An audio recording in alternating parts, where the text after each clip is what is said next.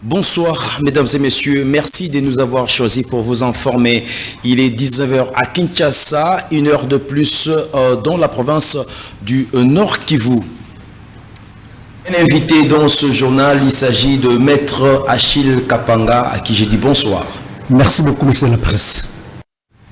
16 janvier 2001, 16 janvier 2026, 25 ans se sont écoulés depuis l'assassinat de l'ancien président de la République démocratique du Congo, Laurent Désiré Kabila. Les Congolais commémorent cette date. Suivez ceci avec Ave Maria Lufonkenda et Rafat Kachunga.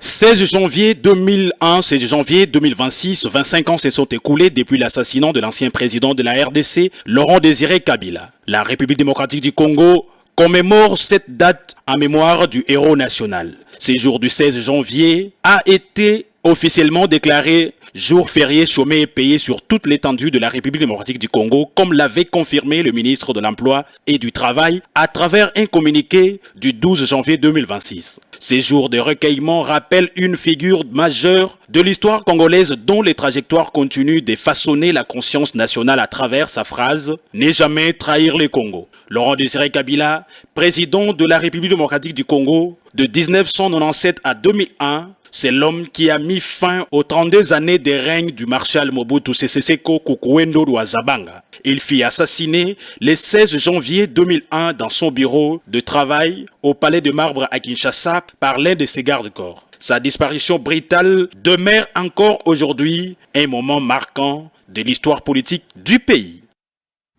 La population congolaise ravive ce vendredi 16 janvier 2026 la disparition de Laurent Désiré Kabila, une journée chômée payée pour rendre hommage au troisième président de la nation congolaise connu pour sa lutte. Laurent Désiré Kabila demeure donc un héros. Suivez.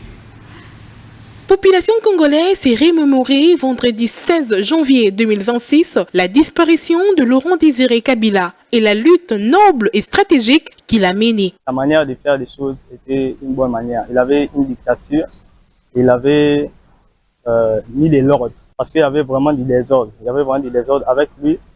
En cas de crime, quand il vous surprend en train de faire des histoires, il agissait directement. On a activité mouvement plein puissance na makamuna ya kinango donc ezaki bien na bien ezaki na sécurité depuis discipline pe kota ki na armée calme ezalaki nango bien malheureusement ayebaki ki ayaki na ba Rwandais mais yemoko asaki bango ayebaki comportement ya ba Rwandais ezaki mabe. Outre cela, les Congolais ont également mis en avant les climats vécus le 16 janvier 2001 après l'annonce de la triste nouvelle. Vraiment, ils allaient qui a tout bien tout ça qui na ville na misala, mais tu as cause de surprise. Donc qui ne bouge qui, mouvement peine bouger qui quoi? Avec cause de peine que oui, Mosé donc assassiné Mosé bon, tu as quoi y basina. Quand tu as cause de peine ba information na minuit et tout ça. Et ba qui na niveau ya Subambo. Donc tu regrettes qui m'a cassé. La ville en ébullition ces jours-là. Activité stoppée. Une information confirmée dans la soirée, la population peinait d'avoir perdu un vrai combattant. Comme annoncé dans ce journal, je m'en vais poser la première question à notre invité. 25 ans après la disparition de Musée Laurent Désiré Kabila, quelle est la symbolique selon vous de cet assassinat considéré par les uns comme un héros, pour les autres comme étant quelqu'un qui a amené l'occupation rwandaise en RDC? Bon, en fait, ça, c'est la lecture des uns. Il y a certaines personnes qui pensent que c'est la bonne lecture. Les guerres partout au monde ont toujours bénéficier des soutiens de tel autre État. Sauf que ceux qui ont soutenu Laurent Désiré Kabila avaient des agendas cachés. C'est seulement ça le problème. Laurent Désiré Kabila, lui, pensait qu'il avait déjà, qu'il accompagnait pour une lutte, puisqu'il y avait les 32 ans de Mobutu, avec les pillages qui ont eu lieu dans le pays, tous ces désordres-là, le pays était presque dans une situation au bout du gouffre. On parlait de millions, même de milliards de francs congolais, à l'époque, vous vous rappelez très bien. Donc ça ne tenait plus. Alors, je pense qu'il était bon pour que Mobutu parte et que Kabila arrive. Kabila est arrivé, bien sûr. Il a réussi à montrer le fait que ceux qui l'ont accompagné avaient un agenda caché. Lui-même en a été victime. Donc, pour ceux qui pensent que Kabila avait mal fait, il se trompe. Puisque lui-même a été victime de ça. La mort de Mouzé Laurent Désiré Kabila, pour plusieurs, ils pensent que Mouzé Laurent Désiré Kabila a pu amener la poisse en République démocratique du Congo en traînant derrière lui des occupants, des personnes qui avaient d'autres intentions que lui avait ignorées. Partagez-vous le même avis? Je ne voudrais même pas qu'on parle de slogan, je préfère qu'on parle de credo. Il faut que chaque Congolais, partout où on se trouve, que nous puissions incarner ça. Avant de poser un acte, est-ce que je ne suis pas en train de trahir le Congo? Parce que, qu'est-ce que signifie trahir le Congo? Les gens pensent trahir le Congo, c'est mal prendre les armes et tuer à l'est. Non. Il y a plusieurs façons de trahir le Congo. Quand même, dans votre propre budget de votre propre pays, vous vous donnez un salaire de 100 000 $, vous sacrifiez votre propre frère congolais à qui vous donnez 50 $. Vous pensez que là, vous n'êtes pas en train de trahir. C'est déjà trahir. Il y a plusieurs formes de trahison dans ce pays. Ne vaut pas seulement la question arme, non. Nous devons nous attaquer à toutes ces formes de trahison-là, que j'ai toujours qualifiées d'antivaleurs. C'est là où nous devons mener notre combat. Voilà pourquoi je disais que ça ne doit pas être un slogan, mais plutôt un credo. Chacun doit s'approprier ça avant de poser tout acte, poser la question, ce que j'ai fait, est-ce que répond-il à ce créneau que nous avons Laurent Désiré Kabila nous a laissé? Si on ne trahit pas ce pays, on serait très loin. Alors, Monsieur Achille Kapanga, pensez-vous que les credos dont vous parlez, la classe politique congolaise, 25 ans après la disparition de ces héros nationaux, a pu s'en approprier? Dialogue, oui. Mais avant de dialoguer, il faut poser des questions. Quelles sont les causes de la guerre? Parce qu'il ne faut pas faire un mauvais diagnostic pour aboutir à un mauvais traitement. Vous voulez passer vous avez traiter la question de la guerre par le dialogue, alors qu'il y a d'autres réalités qui sont cachées là-bas. Nous devons d'abord nous poser des questions. Pourquoi on fait la guerre en RDC aujourd'hui? Est-ce que c'est pour chasser le pouvoir de Tshisekedi? Est-ce que c'est pour balkaniser notre pays? Quelles sont les causes réelles de la guerre? Quand on aura compris les causes réelles de la guerre, on se dira, ok, c'est bon. Maintenant, comme nous voulons lutter contre ça, il y a lieu que les Congolais se mettent ensemble. Et qu'on ne prenne pas n'importe quel Congolais, non. Puisqu'il y a des Congolais qui ont des agendas. Vous les mettez dans une réunion et rien ne va marcher, ça va patauger. Il faut qu'il y ait des Congolais qui ont le souci du patriotisme. Chez qui vous lisez que ceux-ci vraiment veulent que le Congo change. Parce que vous savez très bien, mettre fin à la guerre, c'est bon. Mais est-ce que le dialogue qu'on est en train de préconiser, c'est parmi les voies de sortie? Oui. Mais avec qui? Parce que quand on doit vous dire que Kagame dit qu'il réclame les terres chez nous, même si c'est une déclaration, mais les terres là qu'il réclame sont où? Est-ce que ceux qui sont à Goma connaissent ça? C'est ça la grande question. Donc nous devons bien diagnostiquer les causes pour que nous puissions avoir des thérapies qui sont appropriées. C'est important comme ça.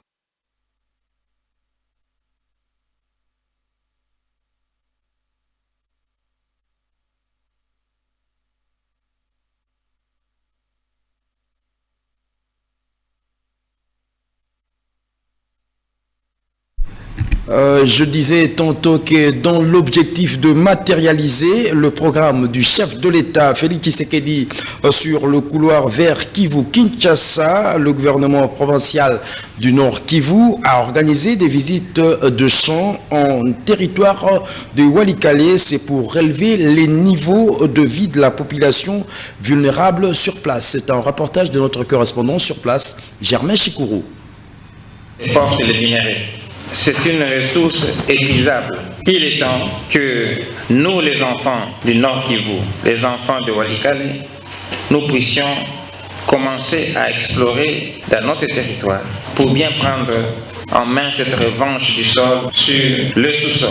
De la parole aux actes, le gouverneur du Nord Kivu emmène avec lui des investisseurs intéressés dans les secteurs de l'agriculture en territoire de Walikale. Pendant 2 jours, ces hommes d'affaires venus des Béni, chef-lieu provisoire du Nord Kivu, ont visité certaines plantations et champs de l'État congolais. Objectif, matérialiser le gigantesque projet du chef de l'État, son Excellence Félix-Antoine Tshisekedi, sur le couloir vert Kivu-Kinshasa, mais également la revanche du sol sur le sous-sol prônée par le gouverneur militaire du Nord Kivu, le général-major Somokakule Evaristo, avec le couloir Kakaouye et la culture de produits pérennes, affirme Paul Vikanza, conseiller du gouverneur en charge des investissements. Et c'est ici que nous aurons le champ pilote, là où nous allons installer la grande pépinière de cacao et qui va alimenter toute la région.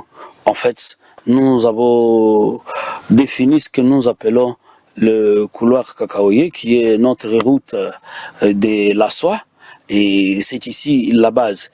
Mais nous sommes venus avec des grands financiers qui vont financer ces pépinières. Projet bien accueilli par le chef de village Kilambo. Nous sommes très contents. Lorsqu'il y aura plantation de cacao, c'est la population locale qui va en bénéficier parce qu'il y aura la main-d'œuvre locale. Cette descente à Boboro, 25 km au nord dans le territoire de Walikale, sur la route Walikale-Kisangani, marque l'avènement d'un nouvel ère culturel dans ces territoires miniers. De retour à Kinshasa, les perturbations Internet actuellement constatées en RDC tiennent à la panne technique générale sur une liaison internationale.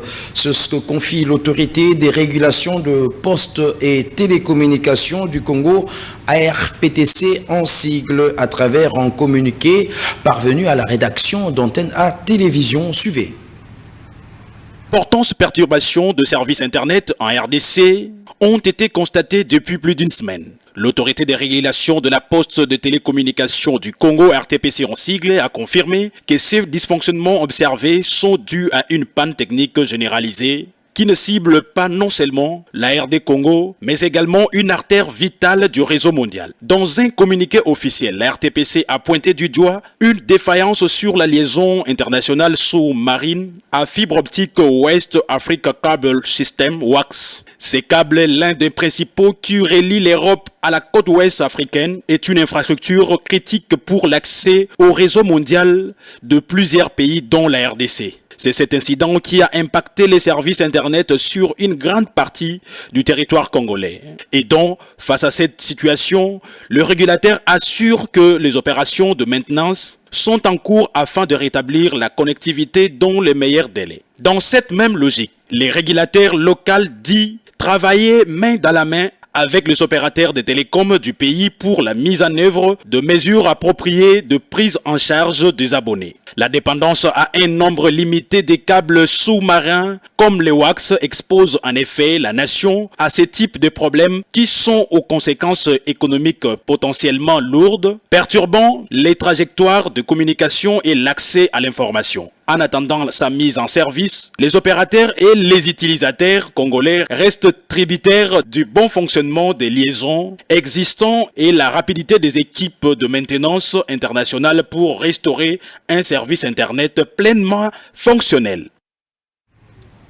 Une semaine après la remise et reprise à l'Observatoire de surveillance de la corruption et de l'éthique professionnelle, OCEP, en acronyme, quelques experts informaticiens d'IDLO, structure de lutte contre la corruption, partenaires de cet établissement public, ont visité quelques locaux du 7e niveau de l'immeuble Kassai à Gombe pour voir comment y installer des outils informatiques en prélude des opérations de déclaration de patrimoine de l'agent public de l'État et ceux de membres de sa famille immédiate, ceci à la grande satisfaction du nouveau directeur général Benoît Patrice Kamango.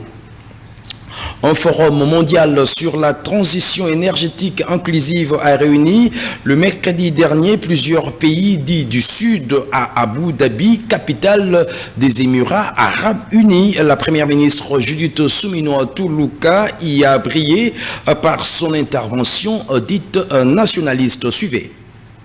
C'est devant un parterre de décideurs politiques, d'acteurs du secteur énergétique et des partenaires internationaux que la chef du gouvernement congolais, Judith Suminwa Tuluka, a mis en avant les potentiels exceptionnels de la République démocratique du Congo en énergie renouvelable. Ces potentiels estimés à plus de 100 000 MW, avec en avant comme point d'orgue les sites hydroélectriques d'Inga, considérés comme l'un des plus importants au monde, est un argument implacable. Dans sa déclaration, la première ministre de la RDC rappelle que ces atouts énergétiques placent les pays au cœur de toute stratégie crédible des transitions énergétiques à l'échelle globale. Sur ces 2345 000 km² de superficie, les pays d'Antoine Tshisekedi Tshilombo comptent d'importantes ressources minérales stratégiques, notamment les cobaltes, les cuivres et les lithium, indispensables à la fabrication des batteries, des véhicules électriques et des infrastructures nécessaires à la transition verte, font parler d'elle. Toutefois, elle a insisté sur la nécessité de rompre avec les modèles extractifs traditionnels. L'ambition de la RDC est claire.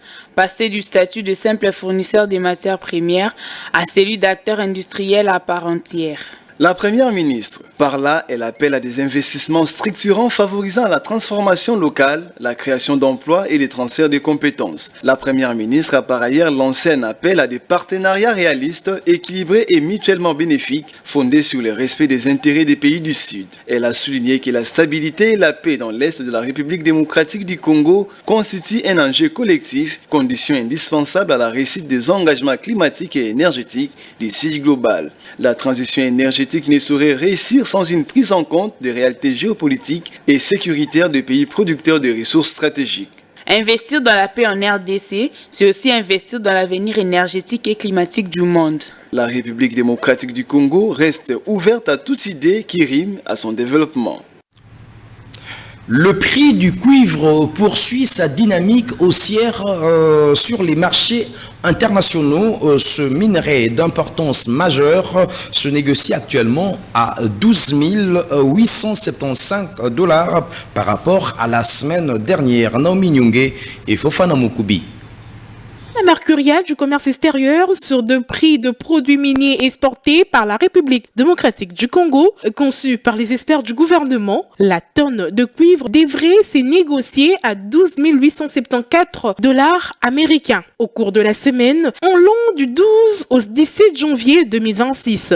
Cette projection confirme une progression soutenue du métal rouge en début d'année. À la première semaine du mois de janvier 2026, la tonne de cuivre s'était vendue à 12 366 $ américains, acquisant une hausse hebdomadaire de 508 $ américains et illustrant la forte tension de la demande mondiale, notamment dans les secteurs respectivement de l'électrification, des énergies renouvelables et de l'industrie technologique. Les secteurs miniers constituent l'un des piliers de l'économie nationale, générant l'essentiel de recettes d'exportation et une part significative de ressources budgétaires de l'État à travers les impôts, redevances minières, dividendes et autres prélèvements parafiscaux. Cette hausse actuelle du prix du cuivre intervient dans un contexte particulièrement sensible pour les finances publiques congolaises, marqué par de besoins croissants et investissements dans les infrastructures, les services sociaux de base et la stabilisation macroéconomique. La hausse du prix du cuivre constitue un levier financier important dans les gouvernements congolais et s'est traduit concrètement par plusieurs faits, notamment une augmentation de recettes fiscales et parafiscales indexées sur la valeur des exportations et une amélioration de revenus issus de participation de l'État dans certains projets miniers, pour ne citer que cela. Toutefois, les experts soulignent que ces gains restent étroitement dépendant de la stabilité de cours, de l'efficacité de mécanismes de collecte de recettes et la lutte contre l'évasion fiscale dans les secteurs extractifs. Si la flambée du prix du cuivre offre de perspectives favorables à court et moyen terme, elle rappelle également la forte dépendance de la RDC aux matières premières. Les autorités sont ainsi appelées à transformer cette conjoncture favorable à un levier de diversification économique afin de réduire la vulnérabilité du pays au cycle de prix internationaux. 75 pays comptés dans la shortlist américaine des États dont les citoyens ne seront plus les bienvenus au pays de l'oncle Sam, entendez les États-Unis. D'après l'annonce du département d'État américain, les citoyens de la République démocratique du Congo y font partie. Fofana Mokubi. Vise à restreindre l'accès au territoire américain aux candidats jugés susceptibles de devenir une charge publique pour les États-Unis d'Amérique. D'après l'annonce du département d'État américain du mercredi 14 janvier, les pays de l'oncle Sam dit avoir envoyé une note d'instruction aux agents consulaires dans laquelle les vols de la population américaine par les immigrants est noir sur blanc avancé comme griffe. Pour appuyer l'annonce, le ministère américain des Affaires étrangères sur ses réseaux sociaux a publié ceci.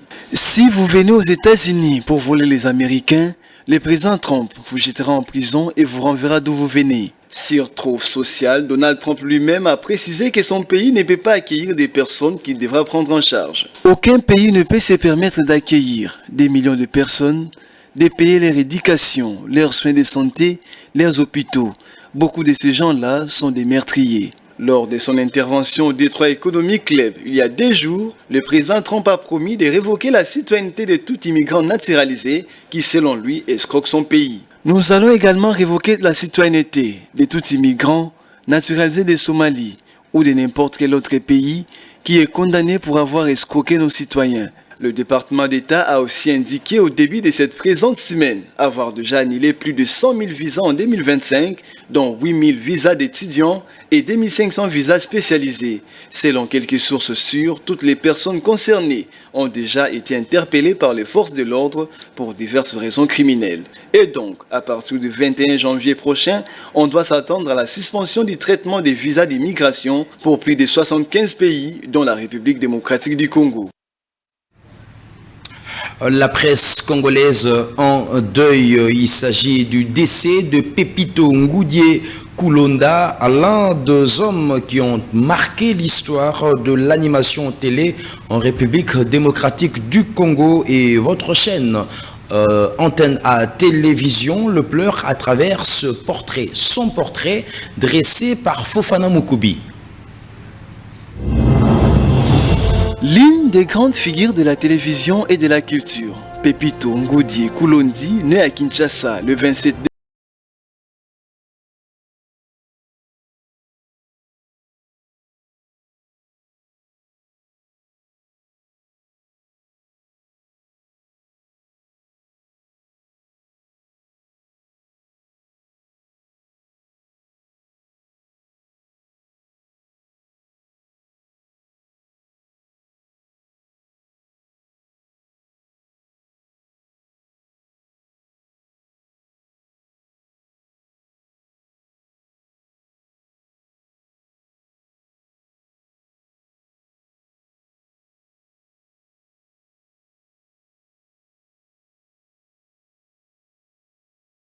deviendra producteur-réalisateur sur RTNCD, ici.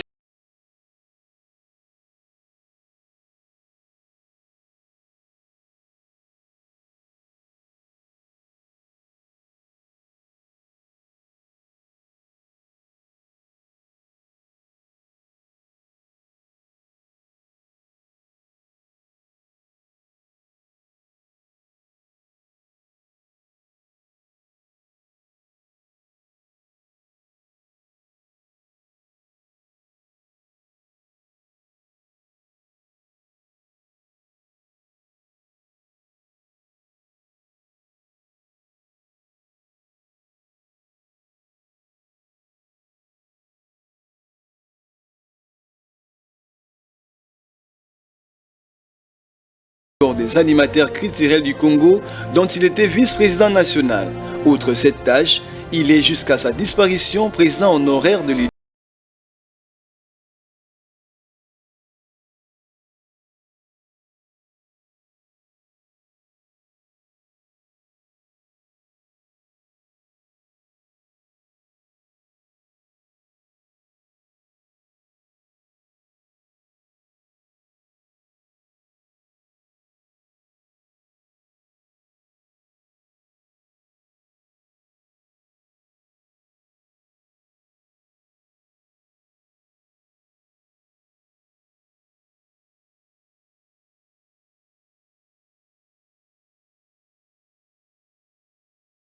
Laisser l'image d'un passeur entre les arts vivants et l'audiovisuel, entre la création et l'institution, et entre la parole libre et la discipline du collectif. L'homme pour qui la culture n'était ni décorative ni improvisée.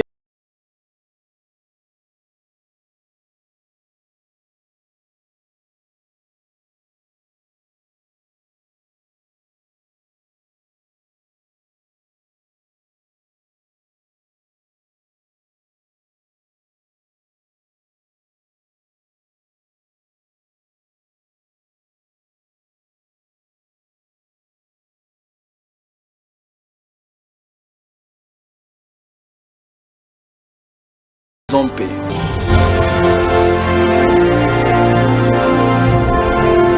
Maître Achille Kapanga, nous sommes presque à la fin de ce journal.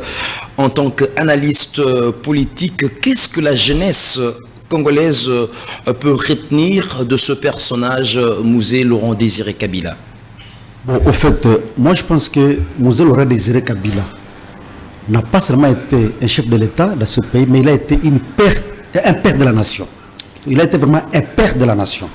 La façon dont il a réussi à se sacrifier dès son jeune âge jusqu'à parvenir à ses fonctions, bien que soutenu et peut-être accompagné par d'autres États, le Rwanda, l'Ouganda et consorts, mais il a quand même réussi sa mission.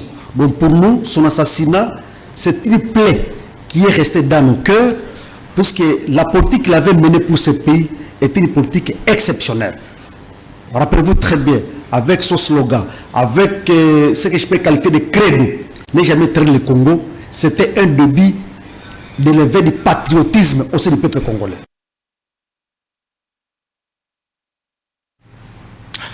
Justement, nous allons terminer, comme je le disais, votre mot de la fin. Et quel message pouvez-vous lancer aux deux gouverneurs militaires de l'Ituri et du Nord Kivu, ainsi qu'à la population meurtrie de ce coin du pays? Avant de conclure par là, je voulais faire une recommandation très importante. Je vois, même depuis le 4 avril par exemple, avec les martyrs, il n'y a aucune activité. Aujourd'hui, nous avons seulement chômé. Mais on organise quoi en mémoire de tous ces hommes-là? Qu'est-ce qui est organisé? C'est ça. On ne doit pas seulement rester à la maison, bon, c'est chômer. Chômer pourquoi? On a fait quoi? Je pense que les grands historiens d'Aïwele et consorts doivent concevoir un programme qu'on doit insérer dans nos écoles primaires, secondaires et universitaires pour que les gens apprennent les martyrs, c'est qui. Ça peut susciter un souci pour que demain, nos enfants se disent, moi je serai comme Lumumba, moi je serai comme Kabila, moi je serai comme peut-être Kassabou, ça va déjà s'apprendre aujourd'hui. Ne restons pas seulement en train d'apprendre les histoires des autres États, alors que nous avons notre propre histoire que nous ignorons.